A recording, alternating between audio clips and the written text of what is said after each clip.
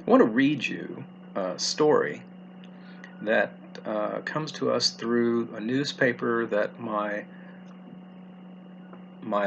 grandfather's brother owned in the 1930s.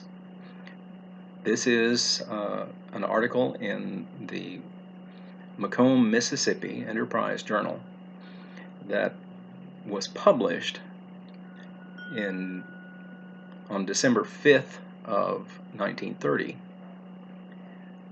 The following article records a story of an expedition that my grandfather, Reverend Earl B. Emmerich, joined while he was an agricultural missionary in Korea, at the time an undivided Korea.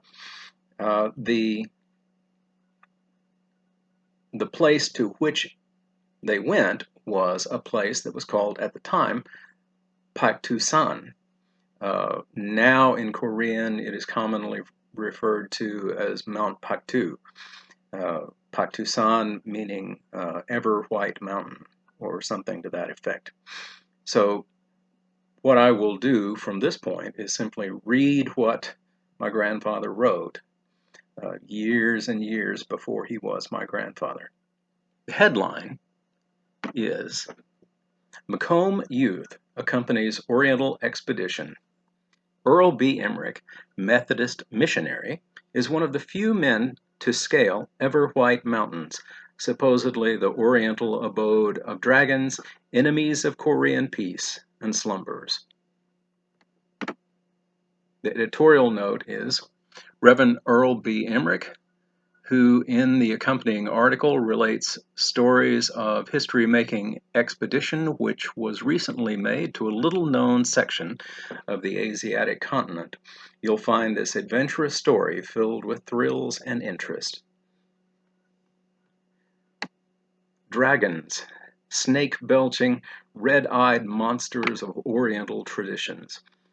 Some people have watched them crawl like dinosaurs. Illegible.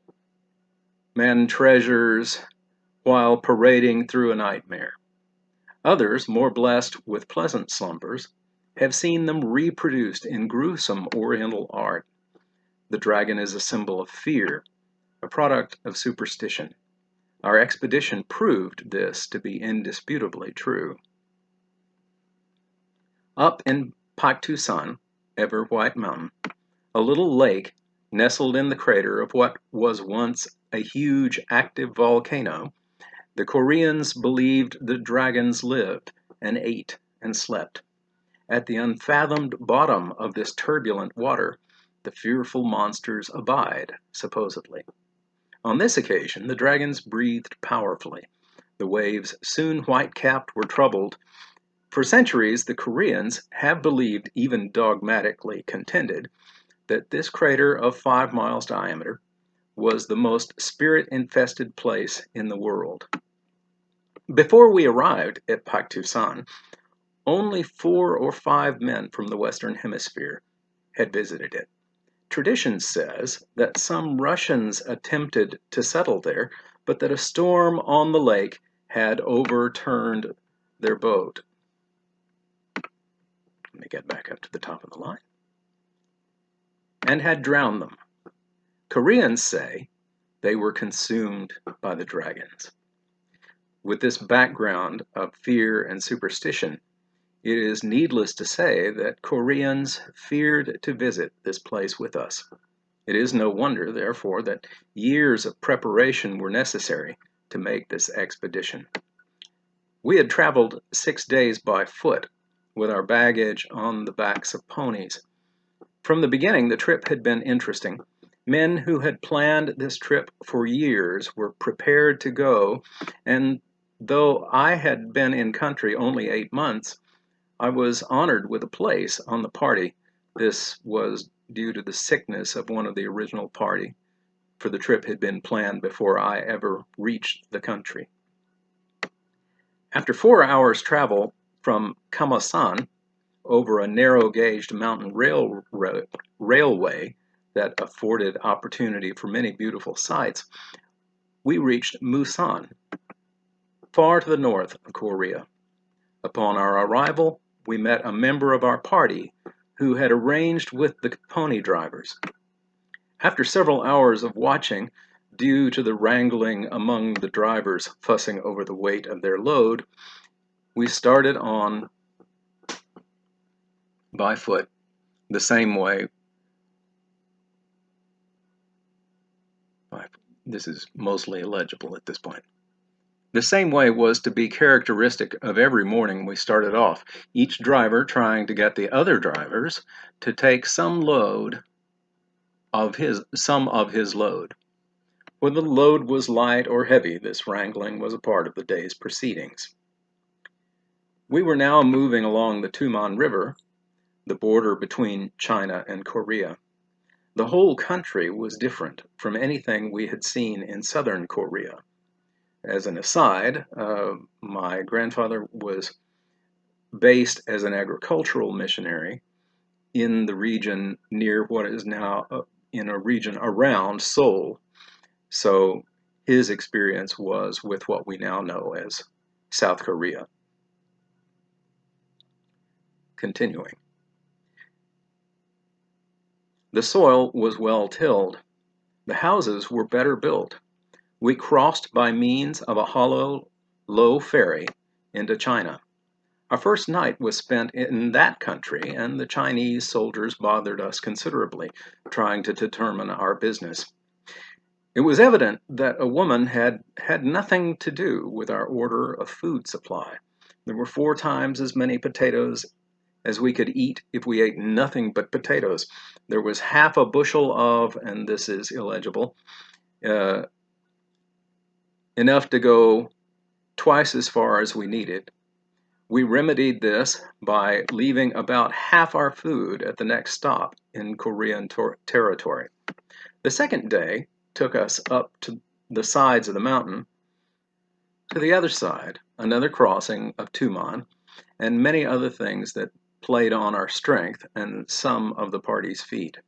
After a weary day of traveling, we came into Samakongo. It is a unique village, set at the foot of several mountains and resting between the divides of a tributary of the Tuman and the Tuman River. A Chinese village was on the other side of the river. Tiny naked girls were swimming in the river. The location of this village was exceptional, and it held a fascination for you. This was the sort of village in which you would like to remain. Leaving Samakongo was like leaving civilization. Here was the end of all contact with the world. We sent our letters home because the name of the territory into which we were to go was linked with that of Chinese bandits, and those at home feared a little for our safety. This day our trail was over mountains, as the day before, through fields of barley and millet, and past a lumber camp. We passed a temple to the mountain gods, with its characteristic oriental tile roof. Another hard day of travel, we came into Nongsadong, agricultural village. You have probably heard of the term country jake applied to those persons who lived in the country and failed to move forward with the times. Here in Nongsadong, which interpreted means agricultural village, we find the country jakes of Korea.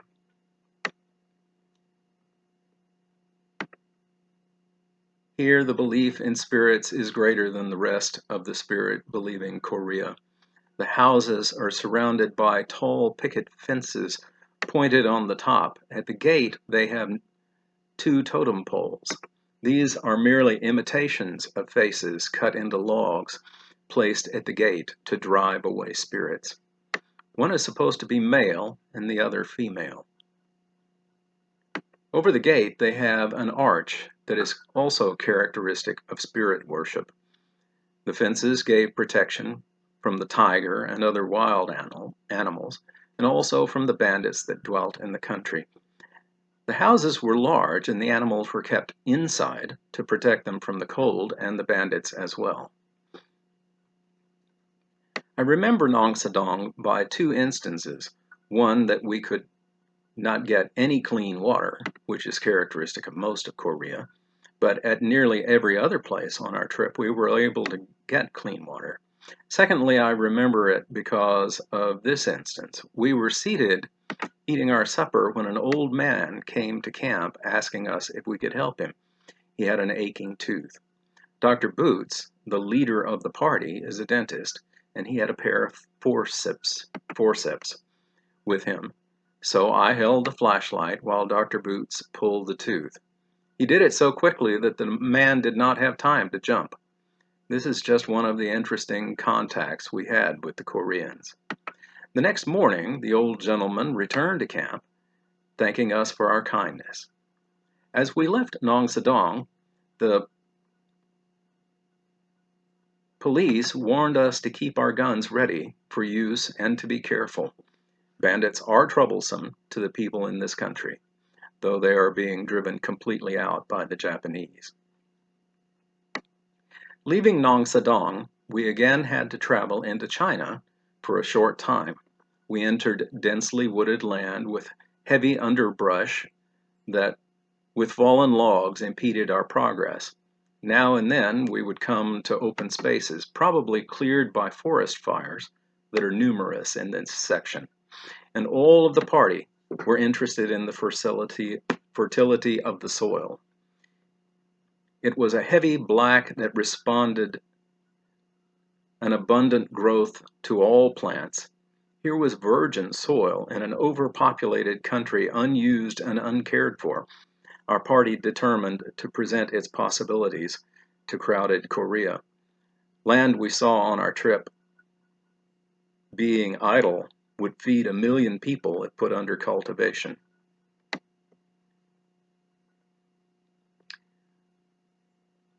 We discussed starting a Christian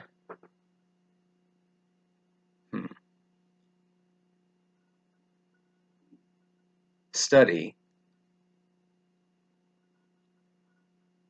The rest is illegible. Our Morbus were afraid of bandits that night, and they had to keep us watch half of the night while they watched the other half. Bandits made their impression on the Koreans, and many were afraid. I think the bandits look for Korean elk hunters and haven't very much interest in anything else. The elk horns sell in China for several $100s. The Chinese make medicine out of the horns. The next day, we met the rest of the party. They had come a different route and were waiting for us. Our party was complete with the coming of Reverend Campbell, Ott, and Dr. Can't read it, a physician. The rest of our party consisted of Dr. Boots, a dentist of Seoul, Dr. Fisher, a professor of Chosen Christian College, Mr. Morrow, I think, a merchant of Seoul, Reverend T. Cobbs, a preacher of the British Foreign Bible Society, Reverend McMullen, a preacher in northern part of Korea, and myself. There were 7 Americans, 1 Englishman, and 1 Canadian. The next day, as we walked along our wooded path, we found many blueberries, or huckleberries, as we know them. Several of the party ate so many that they had sore mouths. There were acres upon acres, and I might say miles upon miles of these berries. We dreamed of times when we could camp here with our wives and make jelly and jam by the gallons. These berries have an interesting history. Men gave them to the King of Korea in days gone by as precious gifts. They were the source of youth and strength. Today, they are still used as medicine, but several Japanese companies producing fruit juice from them for commercial use. The floriculture was beyond words in beauty. I wished for a book to classify the many new flowers that I saw at the side of the path. I saw blue, red, and purple daisies, yellow poppies, and many other strange flowers. One plant I was interested in was a legume with flowers like red clover but leaves like alfalfa. On Paik Tu San, we saw numbers of kinds of moss. Along the trail, larch was the principal tree, though spruce could be found in small numbers. After 6 days of travel, a long, white, barren mountain lay before us. Immediately before us was a great curved mound like an ash pile, heaped up to make an advance to the crater that could be seen in the distance. The wind had given the sides the appearance of a terraced land, for it was formed into steps. After several hours' strenuous climbing, we reached the top of Paik Tu San. Truly the ever-white mountains. Looking back, we could see many miles, yet a house was not to be seen. Mountain rose upon mountain, and mist hovered over large areas. Looking into the crater for the first time, I think nothing can express one's feelings more than to tell you how it affected Koreans. A Korean. He looked upon the sight a minute, then raised his arms in the air and fell on his knees in worship. Nature's grandeurs caused the soul of man to turn to God. The full sight bore harmony, and single objects could not be taken from the picture. Peaks of the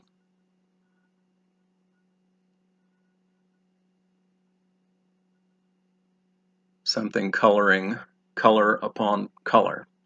Then, in the midst of this variated display was a lake, painted by an infinite hand of a blue that artist cannot mimic. The sun was shining brightly, which was a rare event at Paik Tu San, according to reports. The crater, some 5 miles in diameter, must have been very active long ago. It might have been the reason that caused Koreans to point it out as the most spirit-inhabited place in the world. As I looked upon the beauty of the vast crater before me and thought how few men of the Western world had seen it, I rejoiced because of my honor. Only 5 or 6 people of the Western world have ever seen this crater. Yet, when I thought how this garden spot of God's beauty was looked upon by Koreans and Chinese with fear and superstition, my heart felt sad for the people I am serving. According to tradition, when the first man attempted to go to Paik Tu San, he could not get Koreans to go within 10 miles of the crater. Upon arrival, the party scattered. Some went to high peaks to get better views of the lake. Others went in search of places to descend to the lake. One took his canvas and went to the highest peak to paint. Another started immediately down into the crater to take pictures. After climbing one of the highest peaks to get a complete view, I went down into the crater. One of the chief things we wanted to accomplish while at the lake was to sound it for its depth. Dr. Boots was the one who had planned this undertaking. He had equipped himself with a rubber boat, a sounding bell, and other apparatus. When going down, I helped him down with the load by taking the sounding bell. The 1,700-foot drop to the lake with this bell proved to be more difficult than I had expected. When we first looked into the crater, the lake looked to be only several hundred yards before us. As we began to descend, the steepness increased, and we found it very difficult to reach the lake. We estimated the distance to be about 1.5 miles from the top to the shore of the lake. The lake, after having reached it, looked inviting. There was a beach on the side on which we stood, though at the other side of the mountain rose out of the water.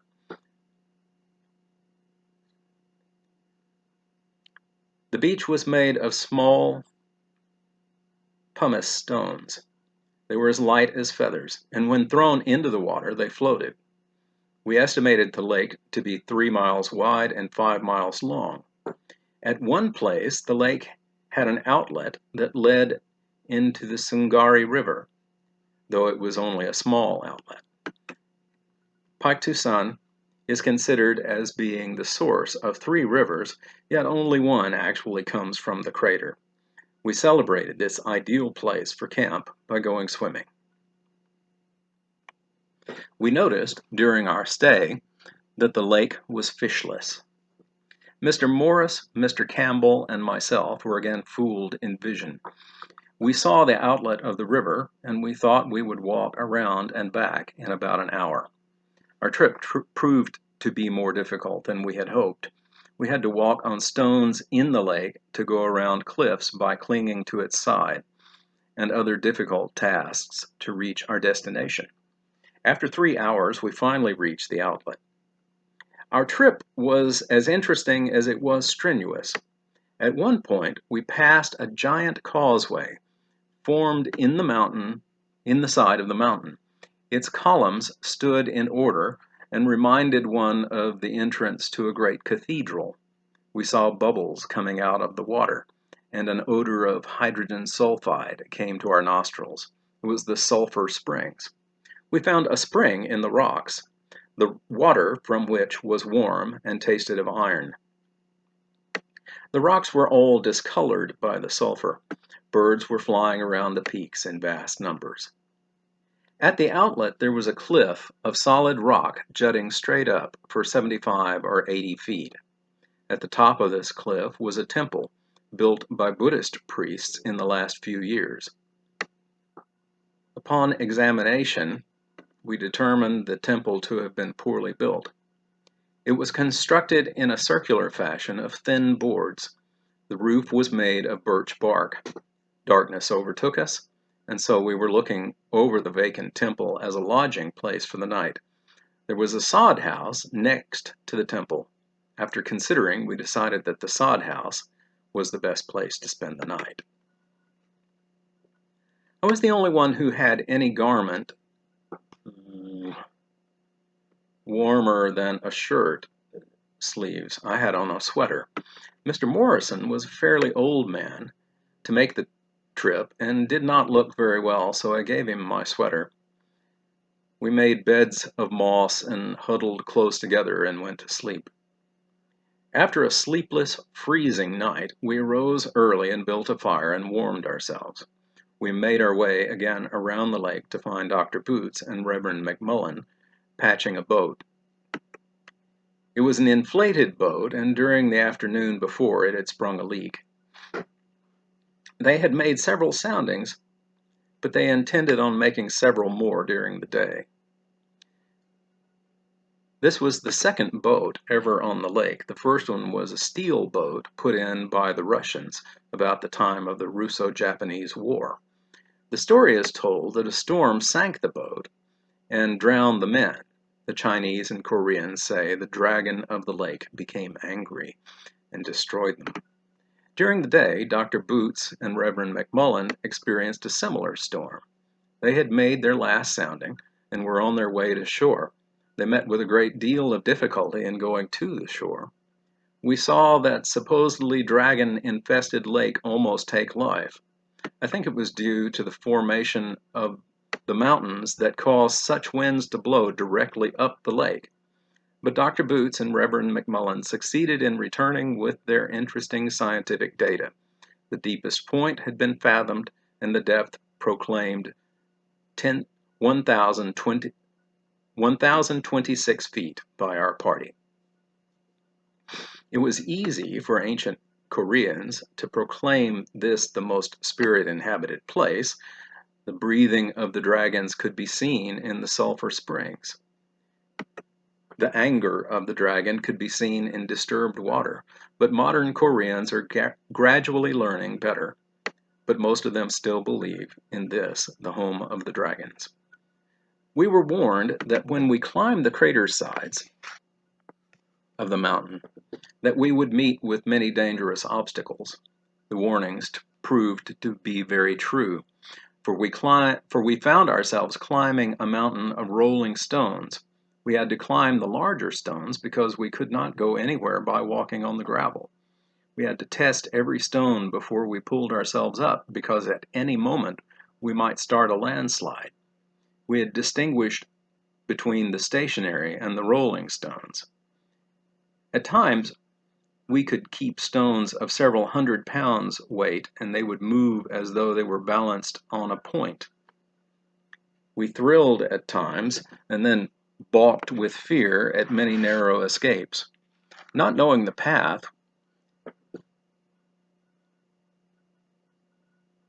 when I neared the way of the coming of the trail, I passed a cave filled with ice, but the stones looked like they were ready to fall at the touch of a feather, so I did not enter. I soon came to a cliff above me, made of the same kind of stone as the cave, ready to begin a landslide at a moment's notice. I went as far as I could under the cliff, making careful preparation before I would move even 1 foot. Finally, I could go no further. Big rocks were balanced above me, and I feared that those would fall upon me. I felt that my time upon this earth was about ended, but I kept my head. I also prayed. I threw my rope I had with me into the air and was able to reach the top. I called for help at regular intervals. After about 45 minutes, which seemed like hours, a Korean heard my call and pulled me to the top. I truly gave thanks. We had an interesting trip back on our trail. One day we rode a log raft for a number of miles. Excuse me. It was an adventurous experience, riding rapids and going around swift curves on a precarious raft. Since returning, a number of the party have told their stories of Paik Tu San. In many cases, the Koreans have been prone to discredit us. They think of Paik Tu San as the impossible. But we trust that our trip will lead Koreans to pioneer this territory and to set aside many superstitions that imprison these people. To say the least, we found no dragons in Korea's greatest make-believe home of the red-eyed beasts. The red-eyed, smoke-belching, something-slowed monsters of superstition and ignorance. And that is the end of the article. As I read this, I am the same age my grandfather was when he died. So it is of interest to me to look back on when he was in his mid-20s and see the kind of adventures that he had. It is a remarkable event in his life at a remarkable time in the history both of the United States and of what was then Japanese-occupied Korea. This is Lee Jamison, and this is the Holy Man video blog. Thank you very much.